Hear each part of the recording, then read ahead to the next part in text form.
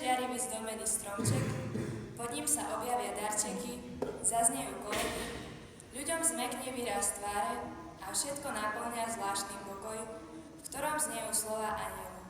Sláva Bohu na výsostiach a na zemi pokoj ľuďom dobrej vôle. Naozaj, Vianoce sú najkrajším obdobím roka. Vtedy prežívame znova chvíľu, keď bola zem obdarovaná tým najväčším darom, darom Božieho Syna. On nám priniesol záchranu od večnej záhuby. Naši prarodičia pre svoju pýchu opustili Boha a všetko, čo v ňom mali. Boh vo svojej veľkej láske však neopustil ľudí, ale prisľúbil záchrancu, ktorý zotrie a odčiní vinu. Aj my, či sme mladí alebo starší, sme už zakúsili, čo je to hriech a zároveň aj vyslobodenie z hriechu. Teraz je čas prežiť Vianoce v našich srdciach.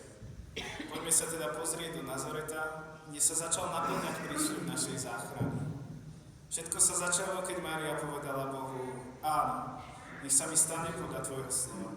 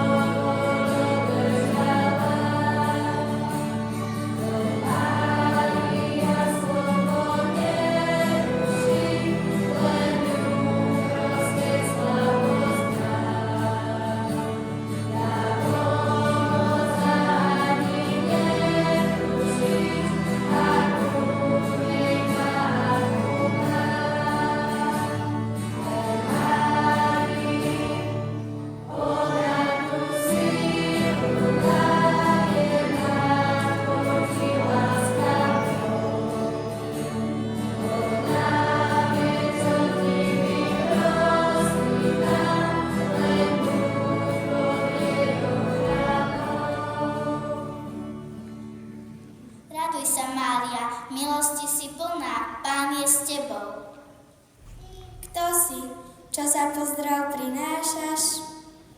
Neboj sa, Mária, našla si milosť u Boha. Počneš a porodíš syna a dáš mu meno Ježiš.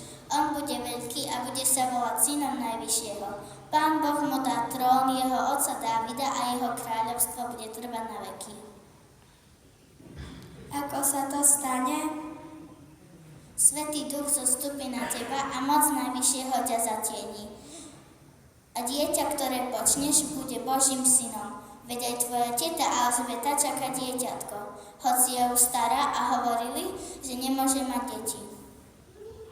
Moja teta čaká dieťa, určite potrebuje pomoc. Hneď sa za ňou vyberiem.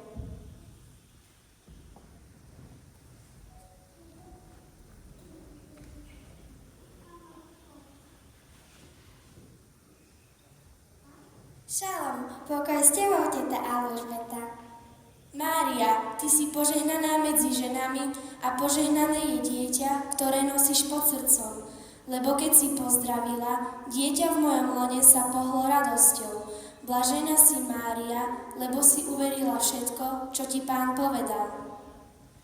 Teta, dozvedela som sa, že čakáš dieťatko. Určite máš teraz veľa práce a starostí. Tak som tu, aby som ti pomohla. Ďakujem ti, Mária, za tvoju ochotu. Rada príjmem tvoju pomoc. Práce je tu dosť. Mária zostala u Alžbety asi 3 mesiace. Potom sa vrátila do Nazareta k Jozefovi. Po nejaký čas cisár nariadil spočítať obyvateľov vo svojej krajine. Každý muž musel ísť do mesta, kde sa narodil.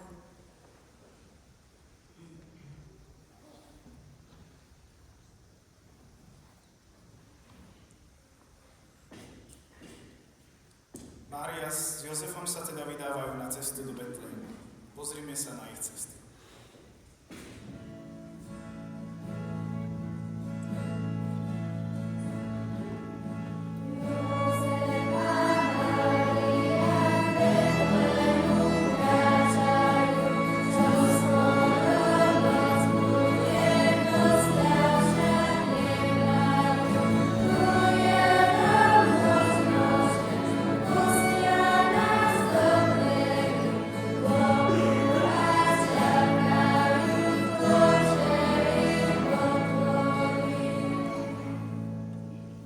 Ja už nevládzem.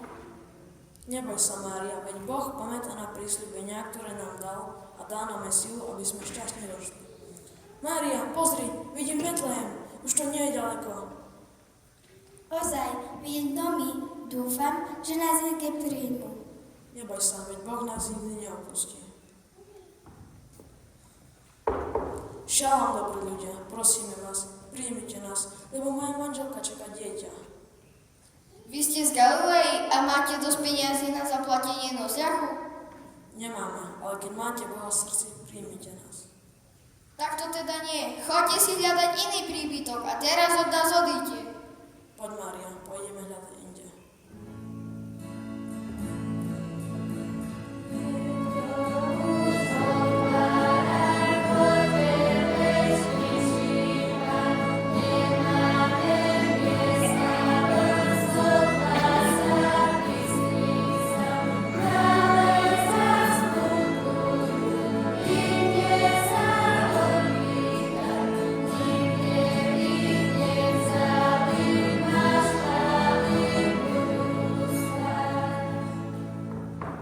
Šalom, dobrí ľudia.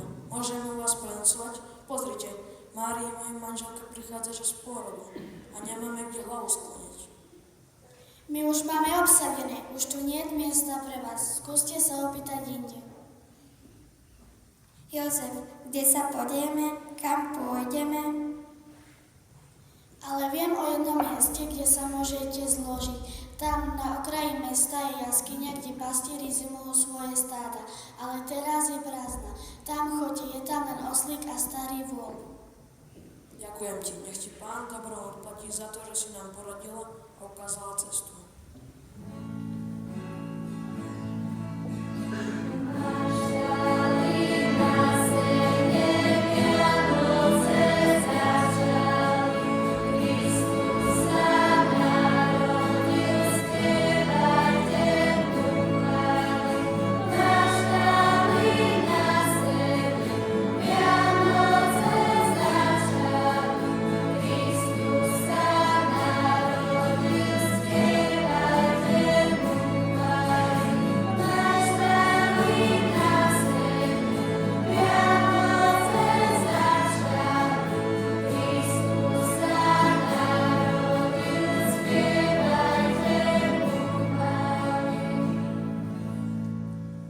V istom kraji boli pastieri, ktorí v noci bdeli a strážili stádo.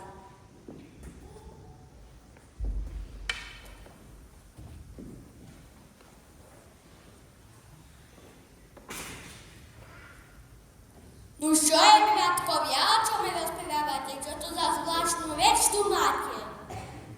A ty jazda nevieš, čo sa v meste robí? Že to z cudzích krajov prišli veľké roby? Viem, bratkovia, rozkaz vyšiel od císára, aby sa v šetoliu zapísal. Nuž, drahý kúo môj, už som bez starosti. Nazdával som sa, že ten neznámy ľud prišiel ako nepriateľ. O môj milý Stacho, mocný je Boh nad nami, keď sa aj celý svet oboví. Čo môže, keď je Boh za nás? Ej, Kubo, nemala by som ťa počúvať aj to ráno, ale je čas, aby sme spali a po robote si dali na odpočinok. Tak je už čas, ale najprv dajme vďaky Pánovi za jeho davy a ochranu.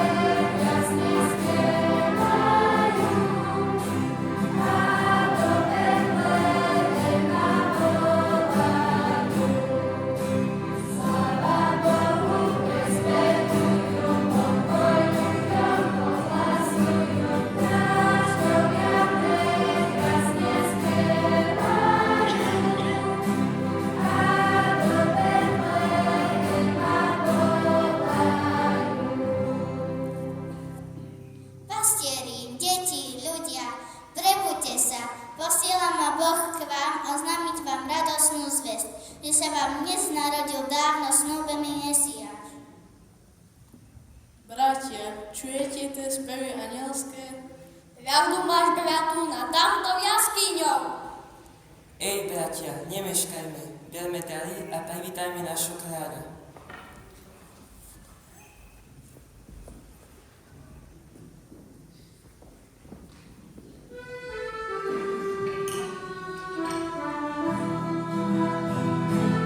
Thank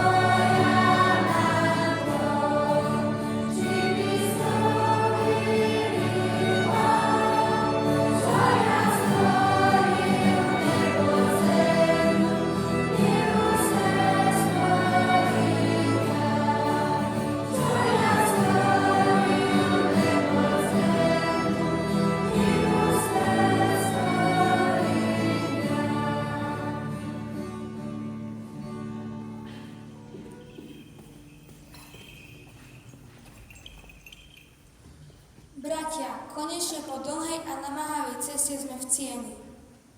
Nový kráľ má štály, rozumom to nechápem, ale tu nás priviedla hviezda. Nepomýlili sme sa. Tak je, bratia, naplňa ma akýsi zvláštny pocit. Zaiste sme blízko nového kráľa. Nový kráľ by sa mal narodiť v maštali?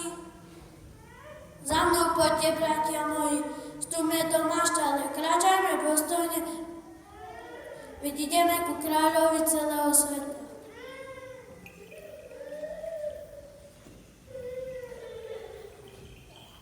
O kráľu kráľov, tu si medzi nami, drahé Božie dieťa, vďačne ťa velebíme. Kláňame.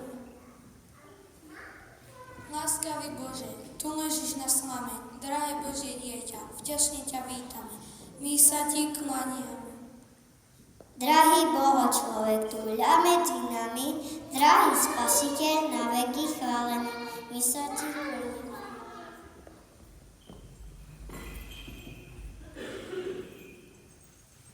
Drahý Ježišu, darujem ti z lásky rízy zlato, lebo si mojím kráľom. Panuješ na zemi i v nebi. Daj mi prosím silu k tomu, aby som dokázal plniť tvoju vôľu. Krásny Ježiš, dieťa malé, moja ruka mierku skladá, lebo ty si moja záchrana, jedno i mne prosiť dovoľ, aby som svoje ťažkosti trpezlivo niesol. Milý Ježiš, dieťa malé, ja ťa v srdci nosím stále. Darujem ti toto kadidlo, aby podľa vône, ktorá sa znáša, každý našiel svojho Mesiáša.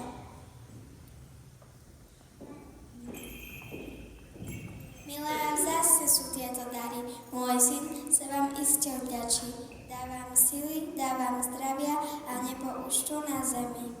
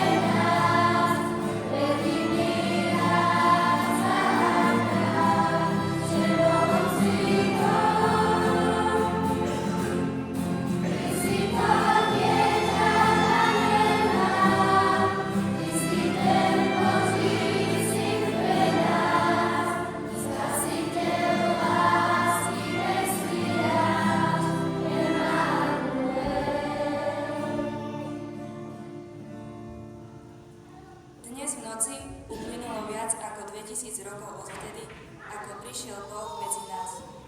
Hoci má božskú prirodzenosť, nepridržal sa svojej rovnosti s Bohom, ale zriekol sa seba samého. Vzal si prirodzenosť sluhu, stal sa podobný ľuďom a podľa vonkajšieho zjavu bol pokladaný za človeka.